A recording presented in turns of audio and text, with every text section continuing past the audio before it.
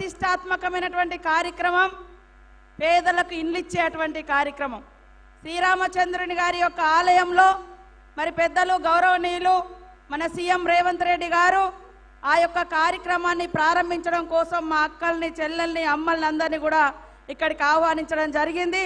వారితో పాటు ఇక్కడ జిల్లా మంత్రులు బట్టన్న గారు, అదేవిధంగా తుమ్మల నాగేశ్వరరావు గారు, మరి అదేవిధంగా శ్రీనన్న గారు, పొంగులేటి శ్రీనన్న గారు, కొమరెడ్డి వెంకటరెడ్డి అన్న గారు, సురేఖమ్మ గారు, మరి శ్రీధర్ బాబు గారు, పొన్నం ప్రభాకరన్న గారు, ఉత్తమన్న గారు, మరి వేదిక మీద ఉన్నటువంటి ఎమ్మెల్యేలు, మంత్రులు, మిగతా నాయకులకు అందరికీ, పత్రికా మీడియా సోదరులకు పేరు పేరున హృదయపూర్వక నమస్కారాలు.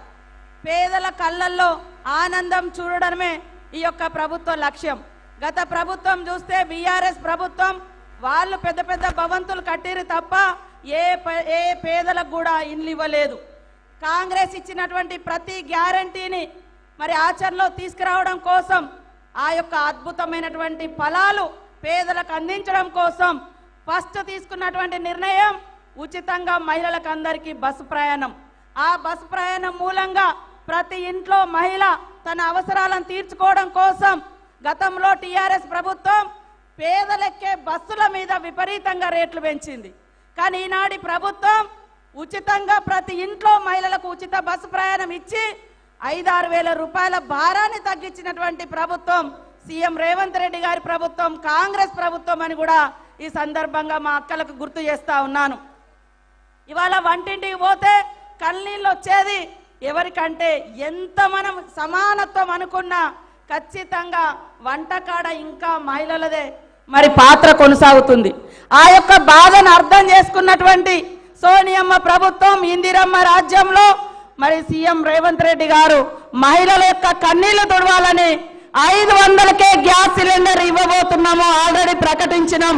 మరి దాని మూలంగా కూడా మా అక్క చెల్లెళ్ళకి అందరికి కూడా ఎంతో ఊరటనిచ్చేటువంటి కార్యక్రమం.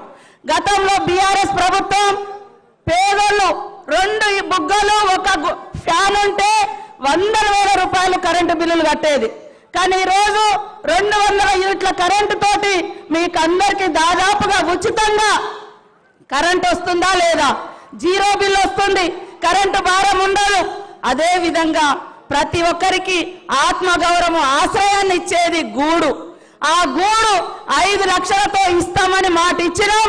ఆ మాట నిలబెట్టుకుంటాం శ్రీరామచంద్రుని గారి యొక్క ఆలయంలో మీ అందరి సన్నిధిలో అని కూడా ఈ సందర్భంగా తెలియజేస్తూ, మా అక్కలు, అన్నలు, పెద్దలు, ప్రజలందరి యొక్క దీవెనలు ఇందిరమ్మ పాలన మీద మరి ఉండాలని కోరుకుంటూ, ప్రజా సంక్షేమమే ధ్యేయంగా ప్రజలను ఆర్థికంగా ఇబ్బందులు లేకుండా ఆ భారాన్ని కాంగ్రెస్ ప్రభుత్వం మోస్తూ ప్రజలకు అన్ని రకాల అనుకూలమైనటువంటి సౌకర్యాలు కల్పించడమే ధ్యేయంగా పనిచేస్తున్నటువంటి మరి కాంగ్రెస్ ప్రభుత్వానికి మీ అందరి అండదండగా దీవెనలు ఉండాలని మా అక్కలను, మా అన్నలను, చెల్లెలను, పెద్దలను